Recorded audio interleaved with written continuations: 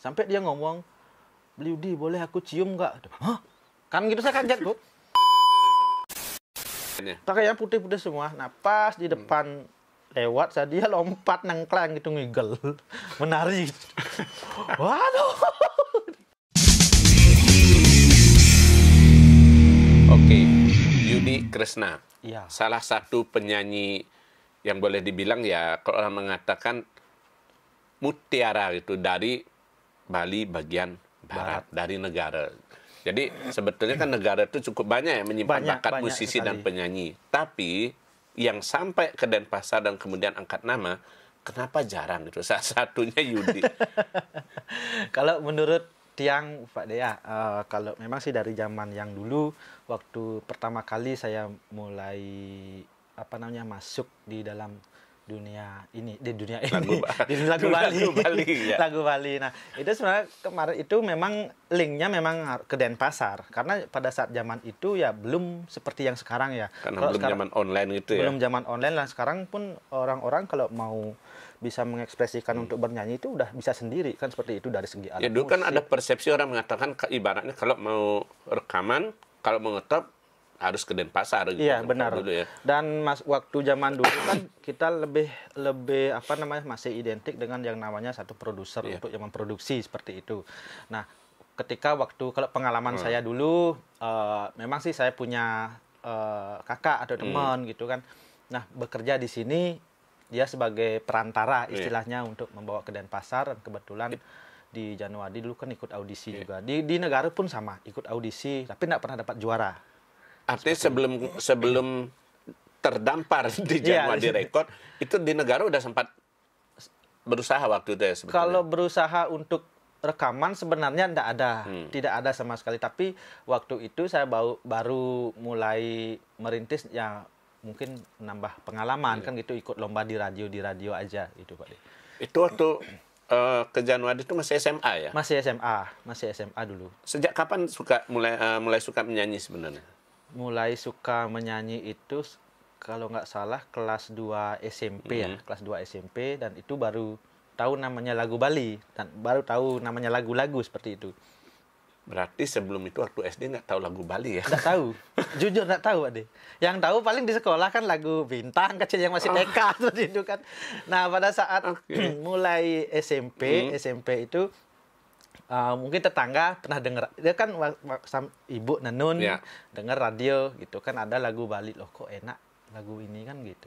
Nah, sempat saya dikasih tip kompo yang isi kaset gitu kan, masih agak bero-bero itu, Pak De.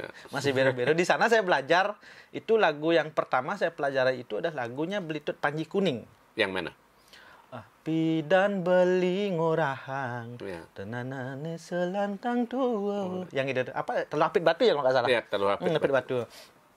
Itu pun karena kakak sepupu di sebelah punya kasetnya. Oke. Nah, itu saya pinjam, dengerin, oh enak lagu Bali. Nah, mulai di sana dengar radio lagi, ada lagu namanya Widi Widiana. Iya. Waktu itu saya masih kecil. Nah, mulai ada konser, di sana saya senang sambil nonton. Nah, di sana saya mulai Nontonnya belajar. beli tiket atau gratisan? Beli. Kalau zaman dulu kan enak, oh kalau udah konser Widi Widiana, Bela-belain dia beli bela-belain tiket. sampai saya celempung gitu, Pak. Celempung dalam satu got gitu kan, karena gelap nih kan, sampai saya lari biar cepat biar dapat masuk, sampai celempung di got seperti itu. Yang membuat Yudi berpikir waktu lagu pop Bali itu menarik apanya? Sebenarnya kalau dibilang ke sana, saya kan karena memang awalnya itu memang suka, Pak De. Senang bernyanyi seperti itu kan. Nah, mungkin penjebatannya itu ada. Waktu itu kakak saya kan sempat kerja di Denpasar. Pas di sana kebetulan di tempat perusahaan Patut Asmara yang kerja. Asmara. Nah, di sana didengar ada audisi. Nah, seperti itu makanya dia kan tahu saya bisa nyanyi sama kakak saya. Nah, diantar, coba ikut deh. Ini coba-coba aja, siapa tahu ini. Tapi pas nyari hari Sabtu, pas saya gini nggak sekolah, ya sekolah, datang ke sana. Nah, di sanalah gini ya, di Januari saya ikut nyoba. Sampai saya waktu itu saya pun nggak nyadar bisa terima di sana seperti itu, karena waktu itu saya masih jadi atlet juga ya, itu atlet apa? sepak takraw. Oh, okay. Itu saya tanding di Medan waktu itu mewakili Bali sekolah. Enggak. Oh ya sekolah kalau nggak salah pop. Bukan prapon ya, tapi por pelajar. Por pelajarnya. Mewakili Bali. Nah, di sana ditelepon, "Dek, kapan pulang?" gitu kan. "Ada apa, Beli?" tak gituin kan. Nanti ke Januadi ya dipanggil sama Pak Tut gitu. "Oh, ada apa nih?" Gitu. Nah, kemarin katanya Dek yang diterima sebagai yang lolos untuk audisinya seperti itu kan. Tapi saya kaget. Benar kaget. Masa sih tak gitu kan di sana? Artinya nggak yakin sebetulnya bisa nyanyi waktu itu.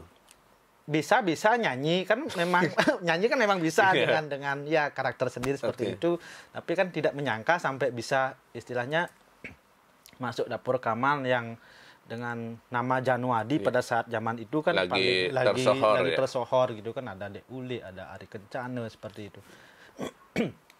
Itu dah wih, saya jadi penyanyi dong. Tapi takut sekali. Nah, ketika dalam proses sebuah penggarapan album, udah mulai keluar album. Waktu itu langsung album ya pertama ya? Dibuatin album. Kompilasi. Ada Mbak Ayu Wirastuti sama Putri Bulan waktu itu. Berapa lagu saya ikut? 4 apa 5 kalau nggak salah waktu itu. Nah, itu dah mulai keluar kaset, saya jadi beban. Padahal itu udah jadi album, udah disebar kasetnya. Saya beban. Bebannya apa? Bebannya gini. Saya merasa berhutang budi sama Pak Tut Asmara 1. Dia sudah sampai memilih saya seperti ini. Nah, apakah beliau itu dapat untung dari saya, sedangkan kualitas saya ini bagus, layak untuk masih belum yakin. Belum yakin waktu itu. Nah, pada saat itu saya baru mulai perkenalan sama Putri Bulan. Gininya kasetnya banyak loh lakunya di artis, banyak yang muter gini-gini. Masa sih kayak gitu? Iya, coba dengerin itu, cuma tanya Pak Tut. Akhirnya memang benar. Nah, waktu itu pertama kali saya konser memang sambutannya luar biasa. Sedangkan saya di Nusa Dua waktu itu kan berarti tumben konser dengan panggung pertama kali pengalamannya gimana gitu? Itu kan saya dari negara dipanggil ikut konser mumpung malam minggu gitu kan di Expo waktu itu di Nusa Dua. Nah, di sana saya mulai, jangan dah ditanya nih. Grogi ya, mau kencing, mau banyak pengalaman. Terus, di sini dipanggil sama Pak Tut Asmara. "Kenapa Pak Tut?" Bedak. Bedak apa? Pupurin raga. Dengan namanya Januadi kan memang masih paling beda. Polos waktu itu. Iya, Januadi paling beda. Saya di make up pertama kali sama Pak Tut Asmara itu saya kaget. Yeah. Enggak, saya kayak gini kan apa muka saya, sedangkan muka saya jerawatannya masih hitam gitu loh, masih hitam kurus. Sekarang memang udah lebih putih ya? Agak.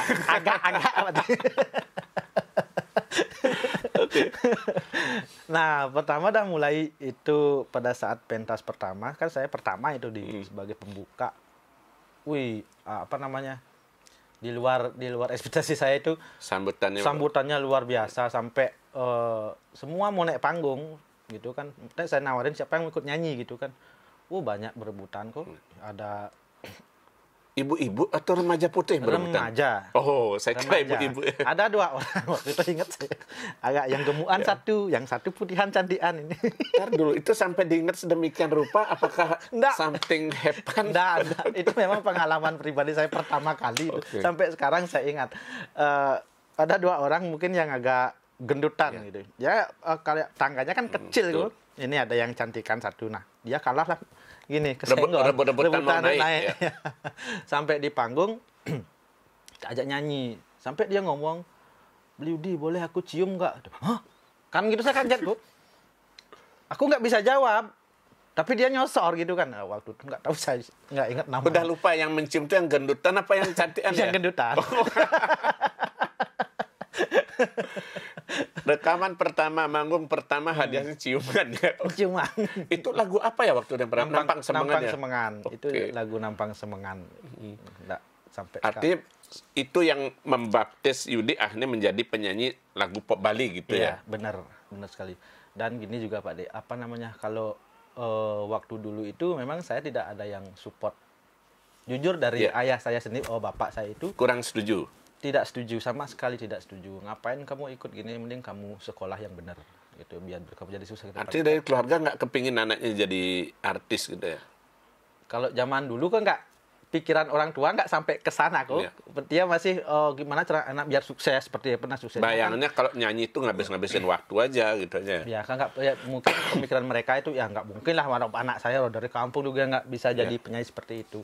Memang waktu itu saya pernah yang ikut lomba pertama itu, saya mau ikut lomba itu pun dari teman yang ngasih support, kamu harus ikut gitu kan. Nah, saya minta uang nggak dikasih sama sekali. Ngapain ikut gini-gini? Mending kamu sekolah yang benar gitu. Kuliah ini habis ini biar kamu sukses nanti. Tapi saya diam-diam ikut. Biayanya dari mana? Teman-teman yang support teman-teman. Berapa? 25.000 lah. Di Cuk ada yang 3.000, ada 4.000 kayak gitu. Masih ingat nggak teman-teman itu berutang budi besar loh berarti lo? Masih, tapi sampai sekarang pun saya gini, dekat lah sama mereka yang teman segeng saya dulu itu, sampai sekarang udah ada yang di luar negeri yang kerja seperti itu. Gitu. Tapi tanggapan orang tua setelah ngelihat bahwa Yudi Krishna muncul di televisi dan segala macam, masih tetap menentang atau gimana? Tidak, sama sekali tidak. Tapi setelah saya mulai muncul di TV, kan banyak-banyak, wih, panaknya gini gitu. Oh, nak panak ragung lah, panak tuh gitu. Baru diakui anak, kalau sebelumnya nggak diakui gitu. Ya, seperti itulah proses gininya. Tapi artinya benar ya bahwa sampai sekarang pun mungkin ya ketika kalau penyanyi dari daerah di luar Denpasar kalau ingin cepat berkembang, koneksinya memang lebih banyak ke Denpasar ya. Ke Denpasar. Gini juga kalau mang sekarang ya mungkin yang sekarang kan siapa sih yang nggak tahu arranger yang udah di Denpasar itu memang udah istilahnya sangat luar biasa. Betul. Kan gitu Pak De. Nah mungkin kalau di negara ada banyak arranger tapi yang dengan kualitas yang mungkin agak belum seperti yang di Denpasar, contoh di Arta gitu. Nah sekarang kan di sana itu mungkin satu sekarang penyanyi teman-teman yang di Jembrana, satu dia menjalankan sebagai satu hobi, dan kedua sekedar hobi aja. Nah saya sempat masuk ke dalam suatu komunitas di Jembrana beberapa Jempol. Bukan komunitas untuk ya musisi Jembrana gitu kan. Karena Jempol ada kalau Jembrana musisi polos gitu ya. Kalau saya yang khusus gini, yang lagu-lagu yang solo. Penyanyi solo. Ada PMJ dan KS banyak gitu. Itu artinya banyak potensi sebetulnya di Jembrana. Banyak sekali Pak De. Nah waktu itu saya coba nawarin, coba gini sekali, kamu lari ke Denpasar, tak saranin seperti itu kan. Ke Denpasar. Pasti mereka nggak mau. Karena kalau lari dari negara ke Denpasar jauh ya. Pingsan di jalan. Nah seperti itu.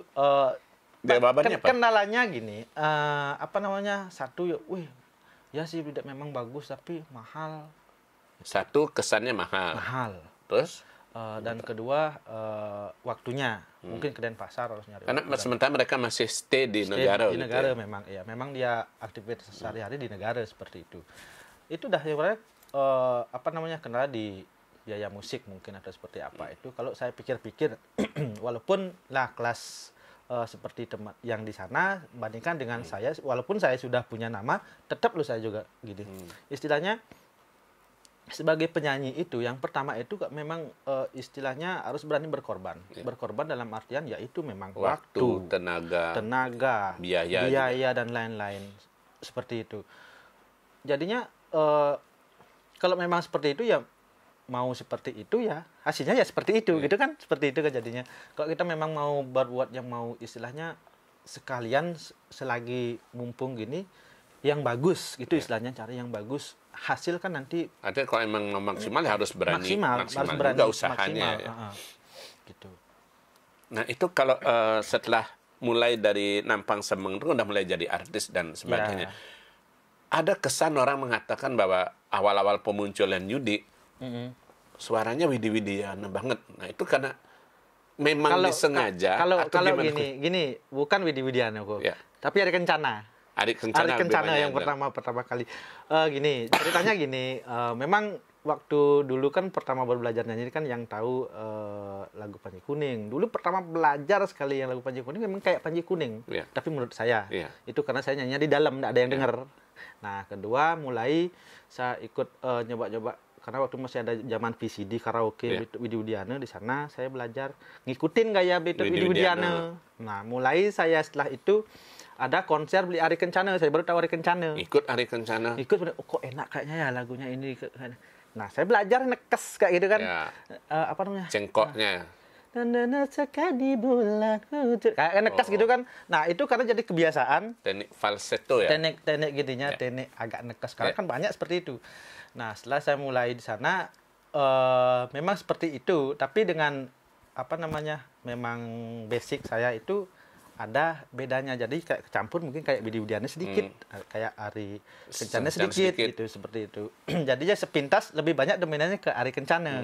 Tapi kalau memang diteliti bukan gitu. Belakangan udah mulai berubah lagi ya, kan mulai gitu ya. berubah lagi gitu. Gitu sih gini ya. Nikmatnya jadi penyanyi Bali itu di mana sebenarnya yang Yudi rasakan? Kalau saya sendiri kok ya, kalau memang udah nyanyi itu apa namanya? Otak saya itu plong, walaupun sebeban berat apapun kalau saya nyanyi udah plong. Mikirin gaji belum masuk. Gaji belum masuk, apalagi utang ada kayak gitu. Istri marah-marah. Istri cemburu kayak gitu. Tapi setelah begitu nyanyi plong. Nyanyi plong. Turun panggung mulai masuk lagi. Tapi akhirnya itu merubah cita-cita Yudi nggak dari kecil? Akhirnya karena setelah merasakan bahwa ini ada peluang jadi artis apa segala macam. Sebenarnya gini, sebelum saya terjun di dunia musik ini kok ya pernah saya ditanyain sama bapak saya, itu saya masih umur kalau nggak salah 2 tahun apa 3, masih SD ya. Dek, nanti cita-citamu jadi apa? Saya diam, tapi dalam hati saya jadi penyanyi gitu. Tahu-tahu kalau bapaknya bisa baca kata hati. Nggak tahu, saya pengen kata hati saya kok pengen jadi penyanyi, padahal saya nggak bisa nyanyi. Tapi nggak keluar suara itu ke bapak? Nggak keluar, cuma dalam hati, memang dalam hati itu saya jadi penyanyi. Kok bisa jadi penyanyi, saya nggak tahu lagu. Pernah nonton orang ini nggak pernah. Waktu itu kan TV juga nggak ada di rumah, waktu masih gini, belum punya TV kayak sekarang seperti itu. Udah. Tapi setelah saya mulai sampai sekarang ini, kok memang ini jalan saya. Orang mengatakan itu kan doa adalah bener. Ucapan adalah doa, harus hati-hati gitu kan.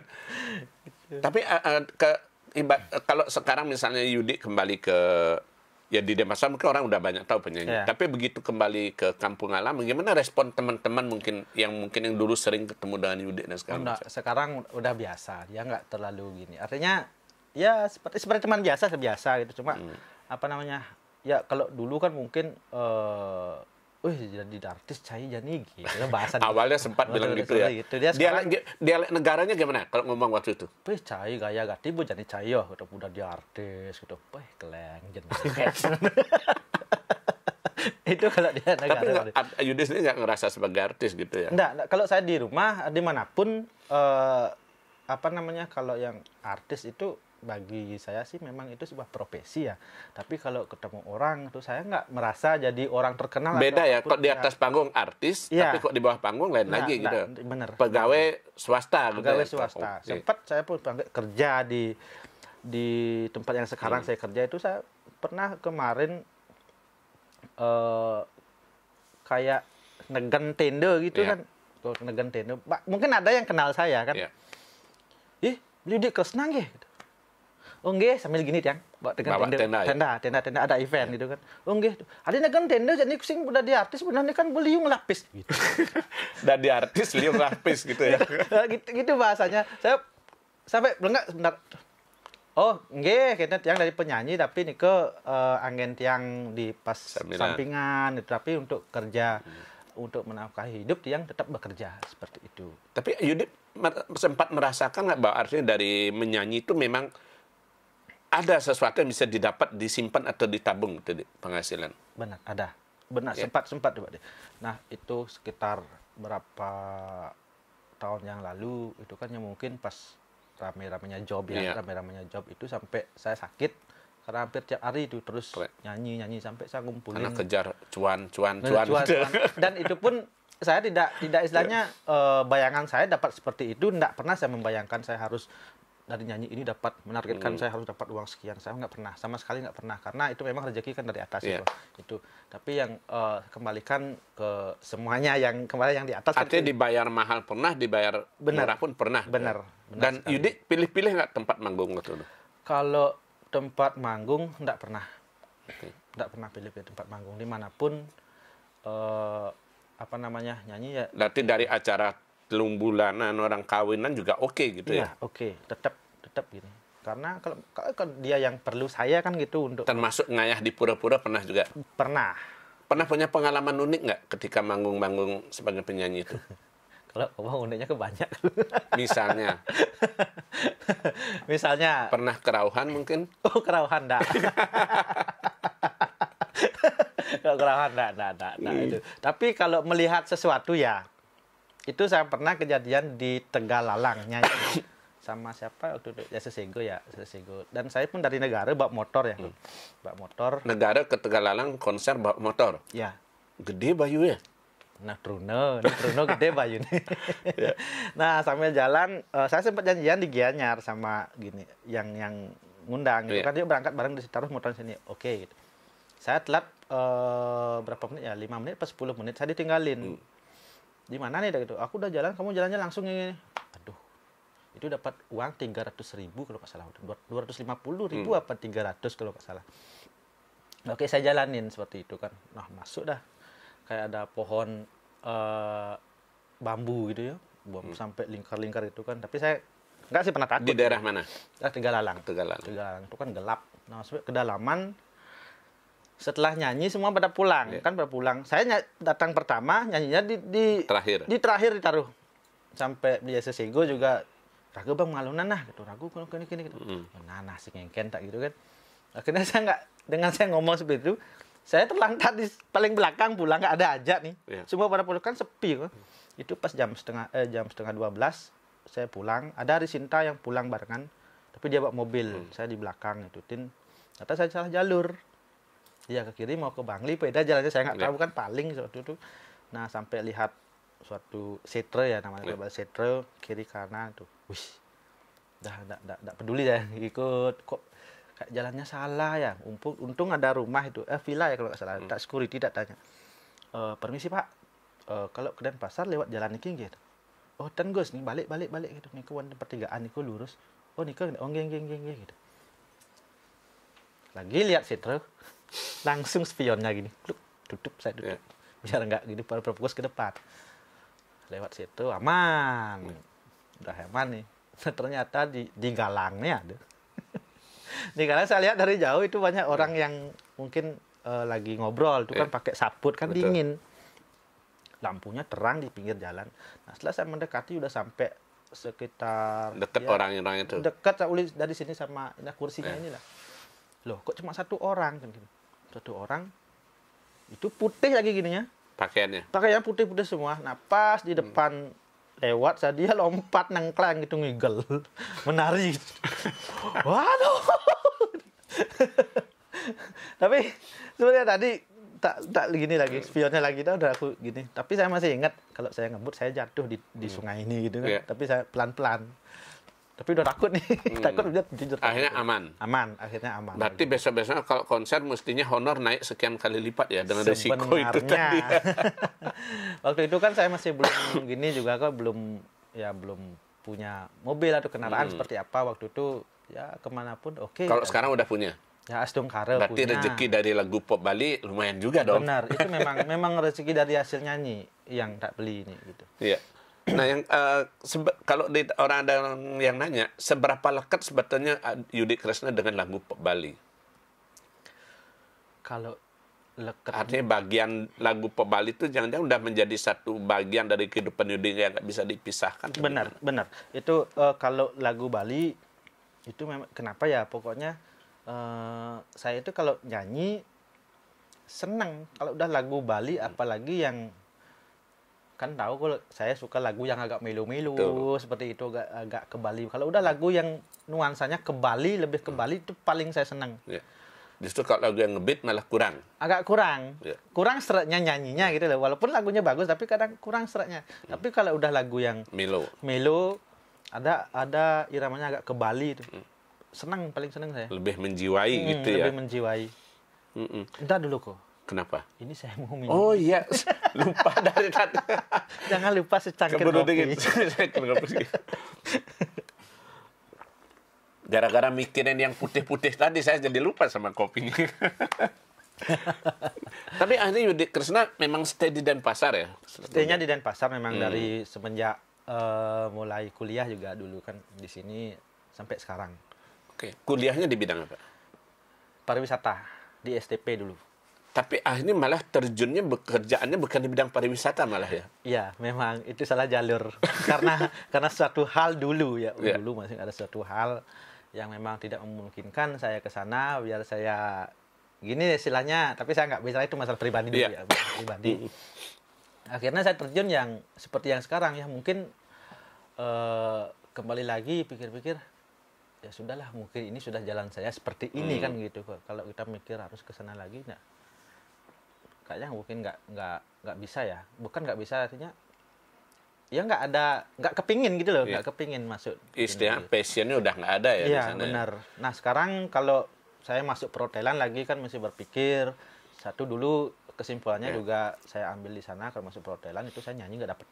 Ya. Kita Peluangnya lebih sulitnya lebih dia. sulit ya ngatur waktu atau ngatur schedule seperti apapun lah seperti itu. Makanya saya ngambil yang lebih mudah atur waktunya itu gitu kan. Nah, Yudi kan setelah di Januari kan sempat berapa album dan itu lumayan sukses. Lalu ketika era internet masuk, YouTube masuk, nah itu kan lagu Bali produksinya berkurang. Kaset berkurang. Benar.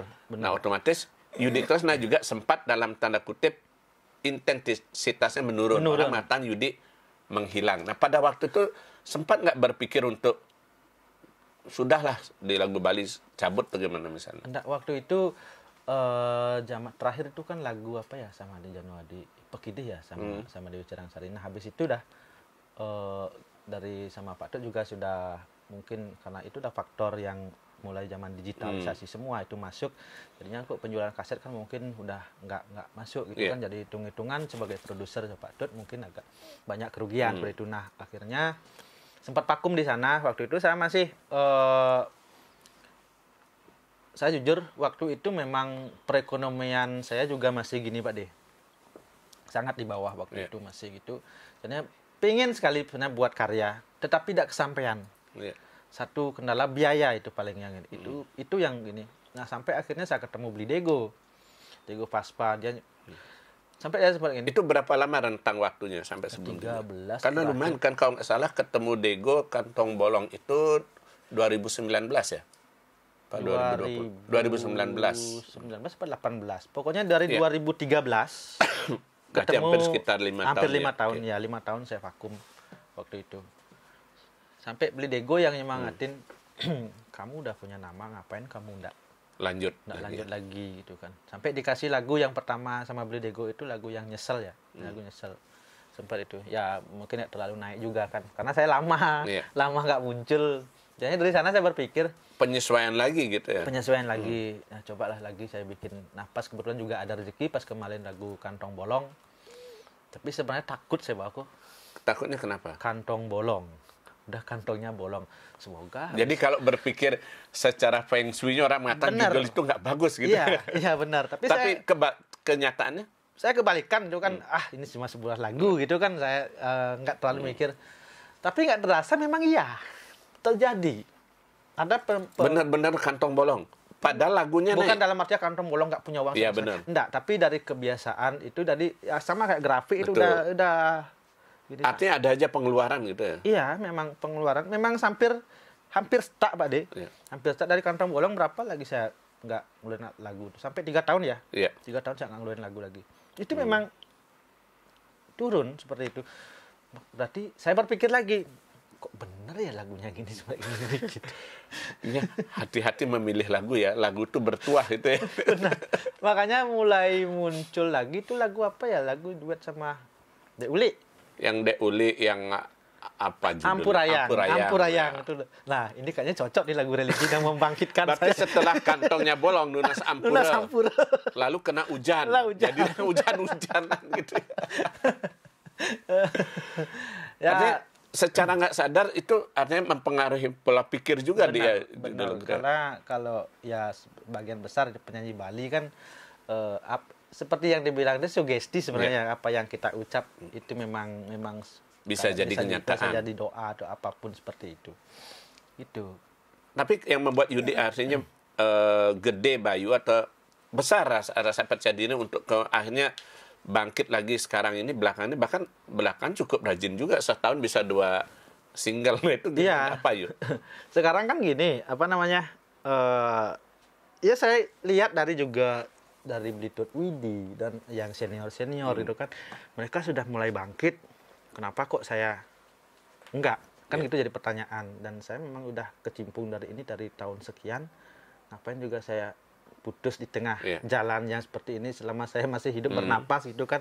Kalau buat karya, berkaryalah, tapi masalah saya nggak pernah memikir hasil itu belakangan. Itu memang dari perjalanan kita nggak tahu namanya lagu, ada yang suka ada yang enggak gitu kan, seperti itu. Yang penting kalau misalnya bisa berkarya, berkaryalah. Yang belakangan kan Yudi juga cukup variatif ya untuk pencipta lagunya kan, dan belakangan beberapa lagu juga dari Sugata Medal kalau nggak salah. Nah, Yudi memang ada mulai berubah. Kalau sebelumnya kan bilang lagu melo-melo, belakangan juga sempat lagu yang agak ya bercanda kan, seperti hujan-hujan itu atau apa. Nah, karena memang mau merubah style atau gimana? Bukan seperti itu. Gini, apa namanya? Saya nyari lagu kayak itu memang nyari yang saya nyaman nyanyi, untuk membawakan. Karena kalau memang lagunya agak gini, saya memang selektif misalnya memilih lagu kan. Itu memang saya nyari dari karakter saya. Kalau nyanyi seperti ini, nadanya ini, hujan-hujan loh, hujan. Oh, masih gampang saya nyanyi. Kalau memang dia harus nggak isi vibra, harus memang agak flat. Itu saya kadang-kadang susah. Artinya biarpun lagu itu bagi Yudi menarik, tapi ukur kemampuan saya itu kadang saya nggak gini, nggak dah, saya nggak cocok kayak nyanyi gini gitu. Tapi kalau memang dipelajari kan pasti bisa. Cuma apa namanya, saya soalnya buat suatu karya itu kan memang ada biaya, dan biar nggak terlalu gini lah, istilahnya nggak nanggung-nanggung, memang dari apa yang karakter saya bisa seperti itu. Gitu. Nah, selama karir ini Yudi kan sempat duet dengan beberapa penyanyi ya, dari Putri Bulan, dari Ulik sempat, dan Agustin juga. Dengan siapa Yudi merasa paling klop, paling dapat chemistry-nya? Cuma sama Ulik sama Agustin. Itu. Karena pilihan lagunya atau apanya? Bukan karena pilihan, kecocokan vokal. Satu, karena memang kalau nyari duet itu kan memang balancing vokal itu harus ada kok ya. Kadang-kadang memang kayak suaranya bagus, tapi kalau udah saya nadanya sekian, dia nadanya harus tinggi gini. Nah, kalau saya ngimbangi ini saya nggak bisa. Kalau saya turun lagi setengah, dia terlalu rendah. Nah, itu nggak ketemu. Itu masalah. Artinya nggak bisa dipaksakan ya? Nggak bisa dipaksakan, gitu. Tapi kalau sama Mbok Dek masih bisa lah, sama Mbok Dek Ulik sama Agustin masih cocok untuk gininya. Yudi nggak ada niat menciptakan lagu sendiri nggak? Ada. Habis ini, bulan ini mau keluar kok. Lagu ciptaan sendiri? Iya, tapi sebenarnya ini lagunya lagu galau sih. Tapi tentang percintaan. Masih galau aja ya dari kemarin? Enggak. Kantong bolong galau. Enggak, gini. Ceritanya kan gini. Saya ini buat lagu itu tahun 2016. Sempat saya posting cuma pakai gitar di Facebook gitu kan. Nah, saya kesana kemari, banyak yang nanya, lagu yang dulu kan bagus tuh yang pernah kamu gitaran di Facebook. Lagu masa nggak ingat. Padahal kan? belum direkam sama sekali, saya nggak ingat. Ini loh, di scroll lah sama kini teman saya ini loh, dari sekian orang semua nanyain lagu itu. Ya udah saya garap. Akhirnya gitu saya garap. Ini lagunya sih udah oke, tinggal penggarapan video klip aja. Lagunya seperti apa, mungkin sedikit spoilernya mungkin ya. Ini kan sebenarnya dulu sih istilahnya apa nah? Saya ditinggalin sama pacar dulu. Yang dulu ya enggak sekarang. Sama pacar. Ditinggalin sama pacar. Nah, dia udah menghilang tanpa ada kabar gitu loh. Akhirnya waktu itu saya merasa enggak sanggup. Saya gini, udah ditinggalin sama dia seperti itu. Artinya keluarlah sebuah kata-kata yang gini seperti itu. Judulnya? Sing Sanggup. Mungkin bisa dinyanyikan sedikit? Bisa kok. Boleh ya? Iya, silakan. Rikala Bali mangidemang mata adines tata bakat kenang. Oke, tunggu tanggal mainnya kan gitu ya lagu ini kan. Nah, Dari tadi berbicara soal karir dan segala macam, yang tidak lupa orang mengatakan bahwa di balik pria sukses ada wanita hebat yang mendukung. Benar sekali. Sejauh mana dukungan istri dan keluarga terhadap karir Yudi sekarang? Kalau dari keluarga saya selalu mensupport tentunya dari istri, dan nggak pernah istilahnya mau nyanyi di mana, yuk nyanyi, buat lagu lagi. Nggak pernah kepingin misalnya saya ikut. Nanti rencana saya mau ada sama istri, cuma istri saya masih gini, masih belum pede, belum pede, dia masih malu, aku malu. Jadi model aja nah, gitu. Nah. Udah pernah jadi model? Dulu pernah dia jadi model, siapa penyanyi, ada penyanyi bintang luar dulu, saya nggak tahu. Di Lembongan dulu pernah waktu dia. Tapi artinya karena istri kebetulan memang bukan orang yang asing dengan dunia seperti ini, jadi lebih mudah sebetulnya. Lebih mudah. Gitu ya? Dia sudah tahu karena dia memang suka juga dengan lagu-lagu Bali kan gitu. Jadinya nggak terlalu apa namanya kalau nggak istilahnya nggak mengikat sekali gitu loh. Kalau saya mau nyanyi, aku ikut biasanya kan gitu. Nggak terlalu posesif. Posesif.